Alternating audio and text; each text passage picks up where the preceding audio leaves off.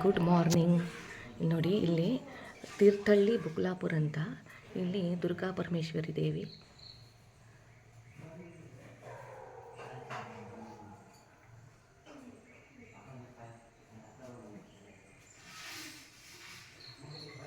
ಬುಕ್ಲಾಪುರದಲ್ಲಿ ದುರ್ಗಾ ಪರಮೇಶ್ವರಿ ದೇವಿ ಅಂತ ಇಲ್ಲಿ ದೇವಸ್ಥಾನ ಇದೆ, ತುಂಬ ಚೆನ್ನಾಗಿದೆ.